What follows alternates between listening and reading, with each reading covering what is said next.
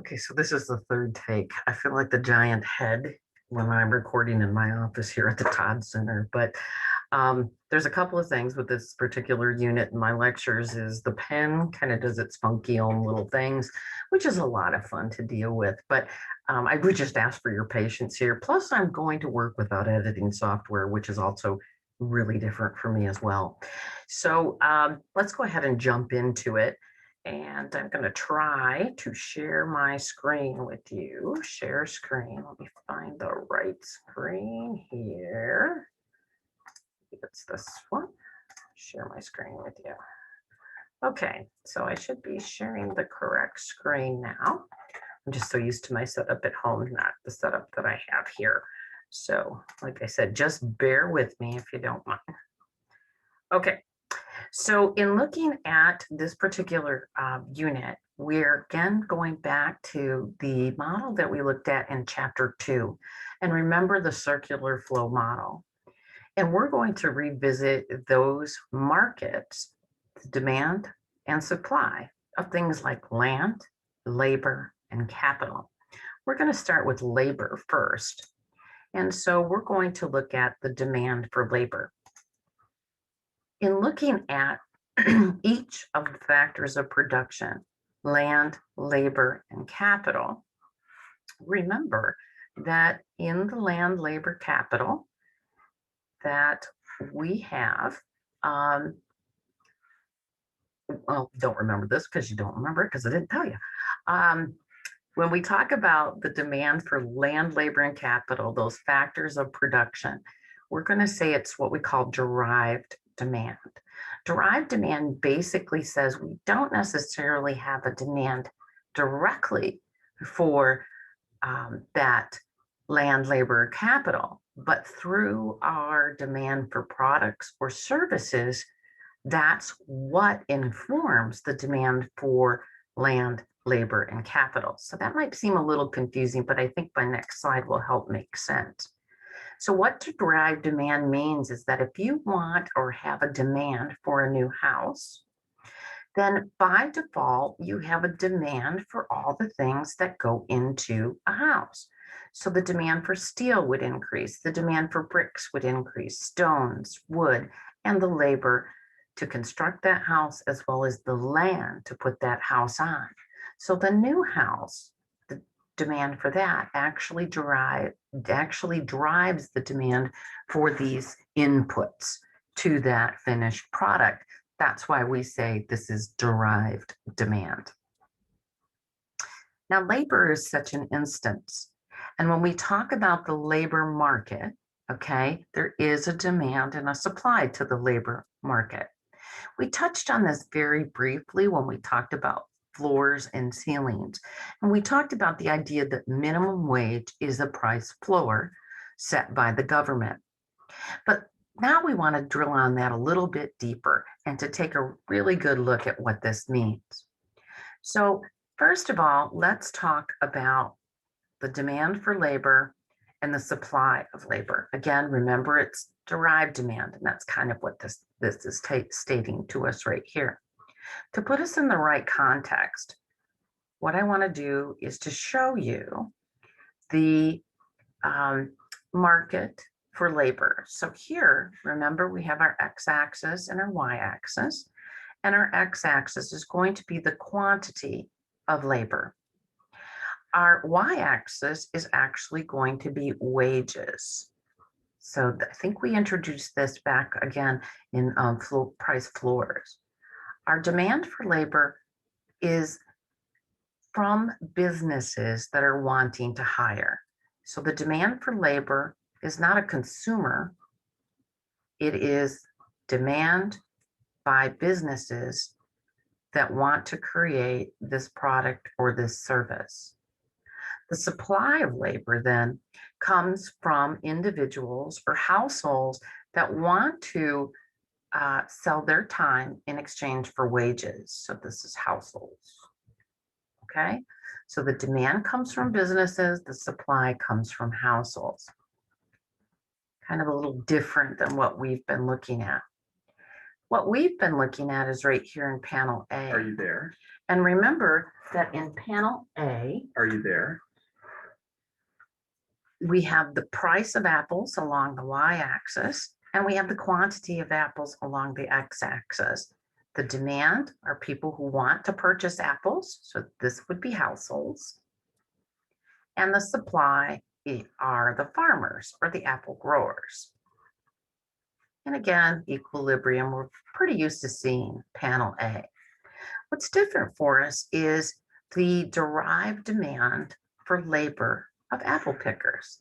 So that would be B here. Because A has a market, B then becomes a market for those inputs.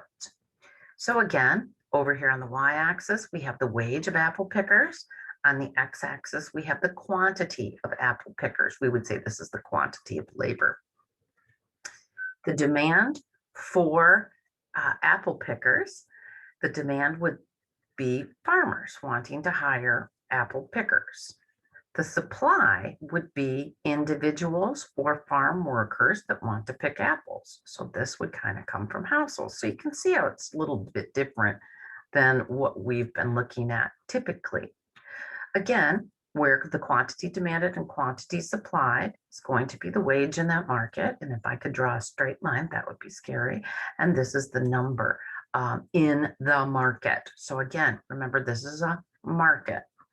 Just as kind of our theme has been, is we're taking one individual in that particular market and we're going to blow that individual up to take a look at their costs in terms of labor and in terms of the supply that they can produce. Now, remember, we're going to say this is a perfectly competitive market, and the reason everyone's going to be a price taker. So we're going to pay the market wage and we're going to get the market price. So we're in a perfectly competitive market in this example. We, as a farmer, have to decide how many apples do we want to sell and how much labor do we want to hire.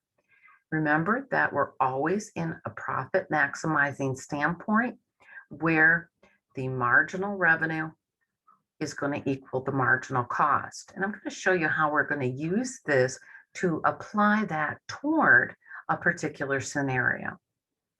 First, what I want to do, though, is come back and revisit an example that we started in chapter 13. And that example was Farmer Jack, because we get to maximizing our profitability through the production function. And back in that production function, we calculated a thing called the marginal product of labor.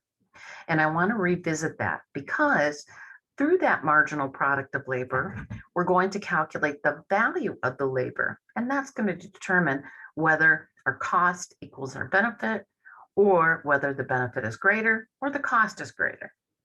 So remember Farmer Jack.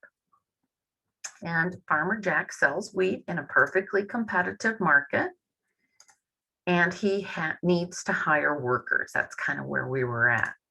And he needs to decide how many workers to hire. And again, he wants to maximize his profits.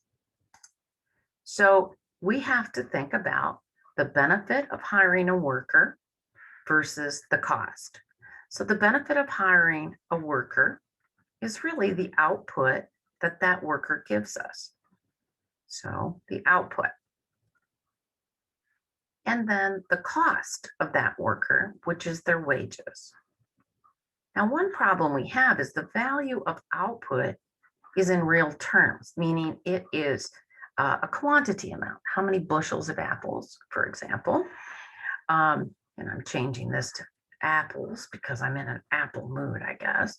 How much output in apples do we get? That would be our benefit.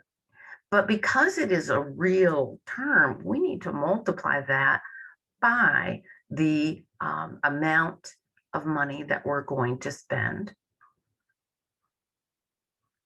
Oh, I'm sorry. I'm gonna backtrack here for just a moment. We're going to have to multiply that by the price of the apples in the market. Okay, so let me make sure I have told you correctly. So we have the output that we get from hiring a worker, and that would be quantity. And we're going to multiply that by the price that we can sell apples in the market. If the quantity times the price is greater than what we have in terms of a cost for the wage of the worker, then we're going to hire that worker. If it is less, then we're not going to hire the worker. So let's continue on our example, and I think it'll become a little clearer. So again, we have to look at the cost of hiring the worker, that's the wage, versus the benefit or the output that they can give us, times the price in the market. So we looked at the production function, remembering that the production function has is susceptible to the law of diminishing returns. So what we did essentially, and we're going to do it on the next slide just to refresh your memory, is what we did is we said, if we have no workers, here's our quantity of labor, and here is our output. If we have no workers, we have no output. Stop. If we hire one worker, we get additional output. Stop it. We get additional output. If we hire a second worker, we get additional output. But basically what we said is as we hire more and more workers, the return that they give us is less and less. So let's look at a much prettier graph here to kind of show that relationship. So here is the same graph that we used back in chapter 13 in the discussion of costs. Notice that as we hire additional workers, the value that we get, the marginal product of labor, the additional quantity, if you will, that we get from each worker decreases. Hence the reason that this increases at a decreasing rate. It could actually go back down as well. Okay. So the marginal product of labor, what is it? It's the same thing we calculated in chapter 13. This is going to be, stop. This is going to be the change in our output divided by the change in labor. So we're going to look at it very incrementally, okay? Remember, it is susceptible to the law of diminishing returns, which is really the reason for the production function. Now, if you recall, we did talk about why it decreases. And remember that the reason that worker 1 gave us 1,000 output and worker 2 only gives us an additional 800 is because there's a coordination of effort that has to take place between 1 and 2. Therefore, even that 5 minutes that they're talking about where they're going to work, what capital they're going to use, a tractor, for example, or which land that they're going to harvest the apples from, is not time spent in harvesting apples. So as we add more workers, that coordination of effort continues and gets greater and more time consuming. Very much like my little mug, which says, and this might be hard for you to read, yes, I survived another meeting that should have been sent in an email. Okay, so, kind of interesting. All right, so let's get to this marginal product of labor and calculating it. Again, just kind of a refresher of what we've already done in chapter 13. So the marginal product of labor, and we're going to calculate it for Jack here in just a moment, is the change in quantity divided by the change in labor. Okay. Now, what is interesting, again, is kind of the problem that we have is that wage is measured in dollars, whereas output is measured in physical units. So what we have to do is to take the marginal product of labor and convert it to dollars. And how we do that is we're just simply going to take the marginal product of labor times the price. And that's going to be called our value of the marginal product.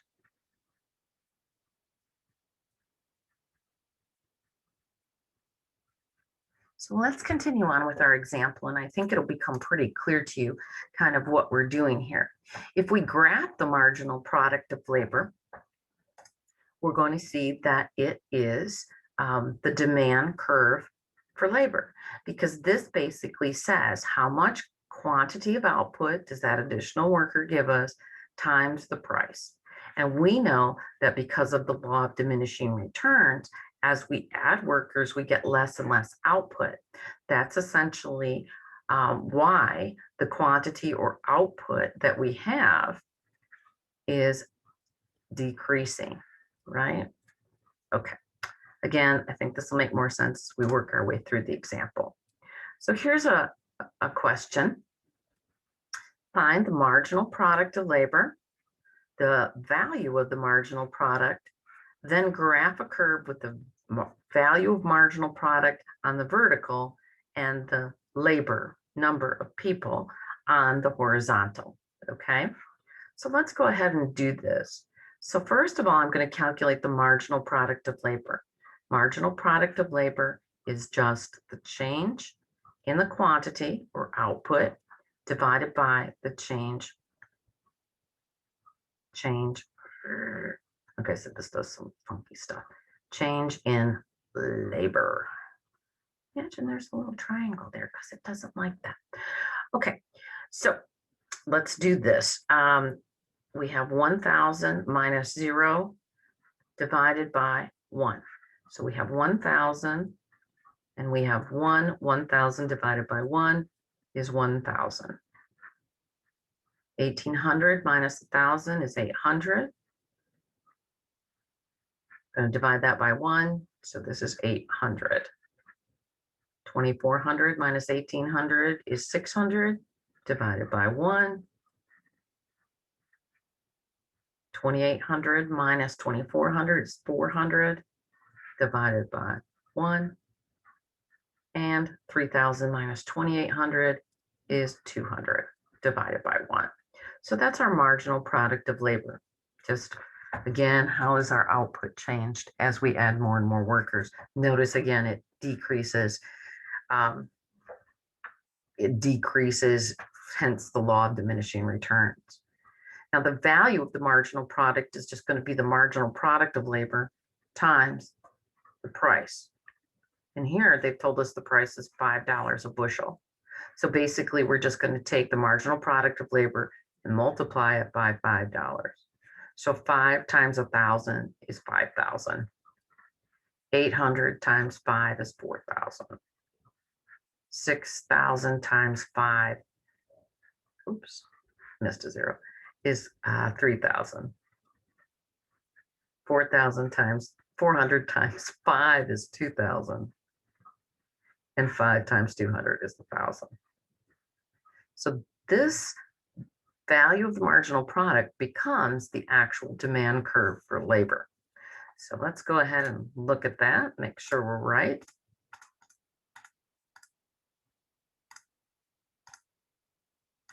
Okay, and look at that. Looks like we know what we're doing. Now we want to graph this. And so we're essentially going to graph the number of workers, and we have the number of workers here along the x-axis as our directions told us, and this is the value of the marginal product of labor. And so we're going to go ahead and graph these points. And we have, again, the value of the marginal product, okay? And that becomes our demand for workers. Now, the next question we ask ourselves is, well, how many workers are we going to hire? Well, the first thing we want to do is to take a look at, well, how much does it cost us, right? So this is what the value is that the workers are giving us. So now we want to know what the cost is, or what is the wage. So what we're going to do is assume that the wage in this particular example is going to be $2,500 a week. So at $2,500 a week, which is our prevailing wage, we would take that across, again, perfectly competitive market, and right where that wage intersects with the demand for labor, we're going to hire 3 workers. Okay, so anything less than 3 workers, we can increase our profitability by hiring more. Anything greater than 4 workers, it's going to cost us too much and we're not making it up on our product sales. So in this case, how many workers would Jack hire? He'd hire 3. Okay. So here, again, the value of the marginal product of labor is going to be our demand for labor, where that intersects in a profit maximizing firm, where the wage comes in is going to be the amount of workers we hire right here at L1.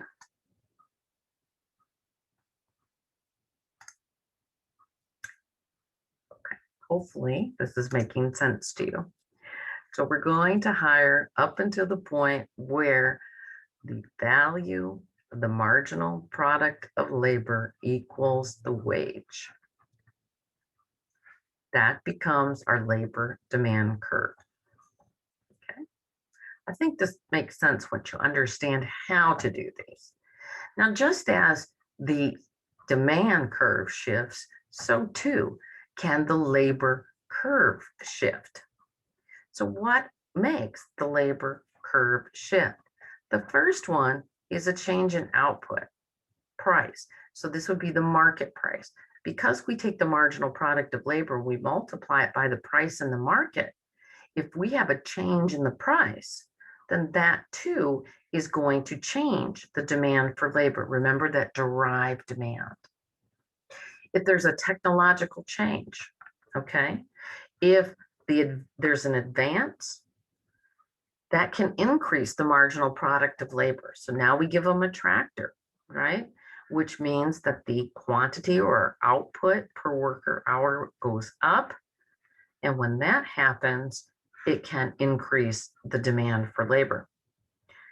Or there is a labor saving technology that can reduce the marginal product of labor. So it kind of depends on how the technological change affects that labor market. If it is something that a laborer would have to use, like a tractor, then that would definitely increase the demand for the labor. However, if it's something that is a replacement and it doesn't need an individual to run it, maybe an automatic harvester, so you can harvest more apples with less amount of labor, that would decrease the demand for labor. And also the supply of other factors in terms of land and capital can also affect this marginal product of labor. So here's an example. Here we have the demand for labor, which we know is just the value of the marginal product of labor. And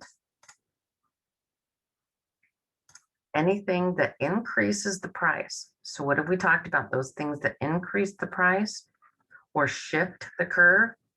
So I want to be careful because remember, I've always taught you that, hey, anything that increases the price is a change in the quantity demanded. Here, what we're saying is anything that shifts, I kind of want to clarify this, that shifts the demand curve, okay, for the original product, in this case, apples, would cause a shift in the demand curve for the marginal product of labor, okay? So here, essentially, kind of just to make sure I'm clear, and you are as well, anything that will increase the price of apples. So remember, those were things that what could cause, like the number of buyers, related goods.